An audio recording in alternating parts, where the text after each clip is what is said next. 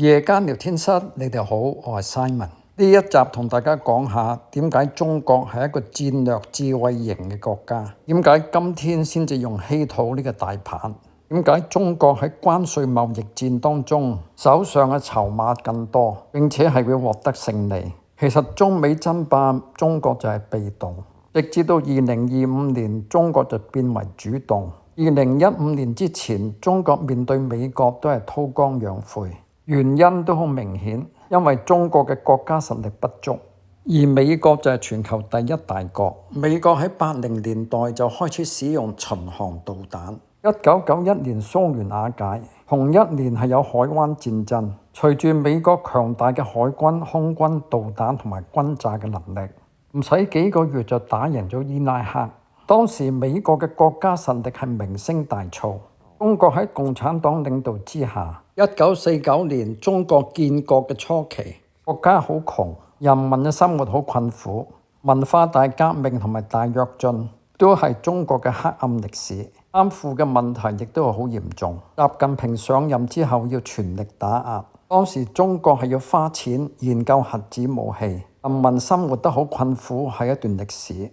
直至到鄧小平後來改革開放，先係強化中國嘅經濟，人民生活改善啦，國家有錢啦，就再去發展軍事。蘇聯瓦解之後，俄羅斯都肯賣武器俾中國，包括咗蘇27戰機、驅逐艦同埋潛艇，仲有 S-38防空系統。不過經過咗上一個世紀90年代嘅銀河號事件，1996年嘅台海導彈危機，美國係唔單止派咗2個航空母艦戰鬥群進入到中國嘅沿海震懾中國，並且係關閉咗 GPS， 令到中國嘅導彈係發射無效。再加上1999年南斯拉夫內戰，中國駐當地嘅大使館係被炸。中國就知道要發奮要發展。2001年中國係入咗 WTO， 俾西方世界嘅國家係樂於見到中國，為佢哋製造又平又靚中低端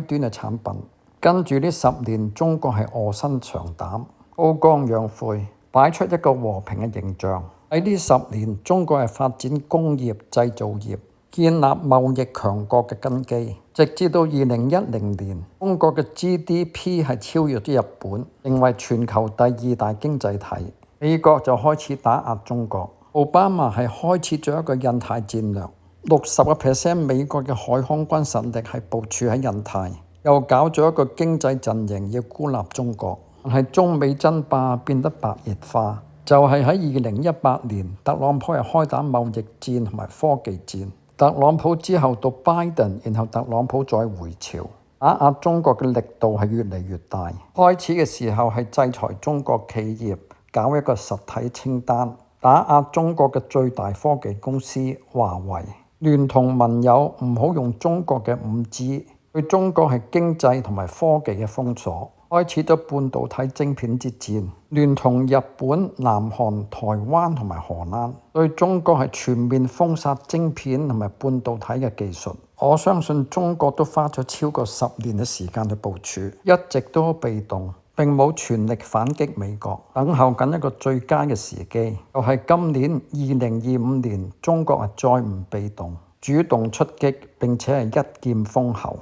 美國係需要中國嘅稀土、相關嘅戰略物資，仲有中國嘅產品同埋製造藥物嘅原材料。中國部署好，美國再唔可以捏住中國嘅喉嚨，包括半導體晶片戰、AI 戰嘅對決，同埋中國再唔需要依賴美國 Helium 氦氣對中國嘅提供。中國之前係只可以生產得到0.1% 氦氣嘅使用。最近中國終於有突破，解決咗氦氣嘅生產同埋供應鏈。美國再唔可以喺氦氣嘅供應呢件事上捏住中國嘅喉嚨。我會開新一集同大家講。仲有就係 EDA 設計軟件、光刻機同埋最強大算力嘅 AI 芯片，中國今天都有能力攻克得到。今天就算美國係要封殺氦氣同埋跟住所講嘅產品，對中國嘅供應就只會令到中國痛，但係就唔會捏住中國嘅喉嚨，置中國於死地。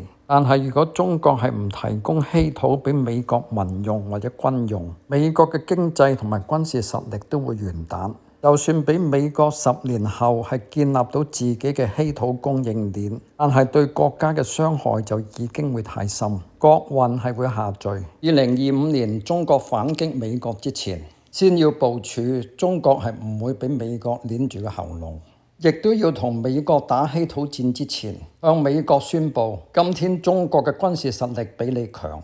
就係話俾美國聽，唔好誤判，唔可以用軍事實力嚟搶中國嘅稀土，亦都唔可以喺稀土戰逼中國退讓。所以中國先前就喺洲際導彈試射，並且係成功，亦都喺最近2次嘅珠海航展表現軍事上嘅肌肉。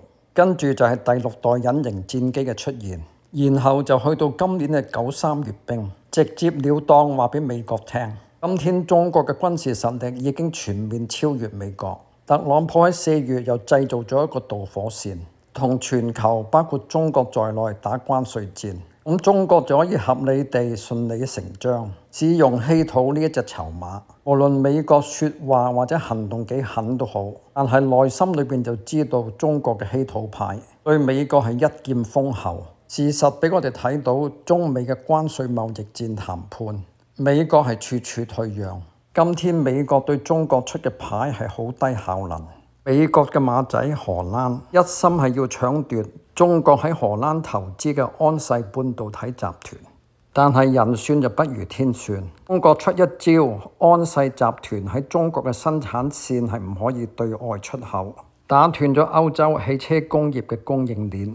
中國嘅手上亦都有稀土派呢一招可以對付荷蘭。荷蘭同埋歐洲終於都腳軟，中國亦都趁勢反擊，要求中國嘅汽車晶片進入歐洲係需要用人民幣交易。咁即係話美國同埋荷蘭係賠了夫人又折兵。美國要喺多個港口徵收中國船隻嘅港口稅，但係中國係以其人之道去反擊。美國船隻要停泊中國嘅港口，亦都要俾停泊嘅費用港口稅。美國好多公司一樣係想要同中國做生意嘅，咁就廢咗特朗普呢個籌碼。況且中國嘅造船業已經佔咗全球70% 以上嘅份率，將來做新船嘅趨勢，推動船隻嘅航行一部分係會用綠色能源。中國就已經係綠色能源第一嘅生產大國。試問將來嘅造船業點解中國唔會係更加發達？特朗普以為可以減低中國造船業嘅發展，就會係失敗。所以大家都睇到今天中美打關稅貿易戰，美國要贏就已經太遲。美國手上並冇咩有用嘅籌碼，中國部署同埋佈局多年，今天係可以開花結果。今天中國同巴西同埋阿根廷購買大豆，其實中國已經建立咗未來嘅大豆供應鏈，而且貿易戰嘅談判又未完。目前中國係冇需要向美國購買大量嘅大豆去拯救美國嘅大豆農民。稀土同埋大豆呢2個議題如果係解決唔到，再加上特朗普關心嘅股市係有啲動盪，咁明年嘅中期選舉特朗普係會有麻煩。我相信中美嘅貿易談判，美國係會打輸，係會讓步。中國喺某一啲範疇係會俾翻美國少少面子，等特朗普可以吹噓一下。咁我哋今日就講到呢度先。未訂閱我嘅網友，希望你哋快啲訂閱。歡迎大家推介我嘅影片俾你哋嘅親戚朋友。下次再見，拜拜。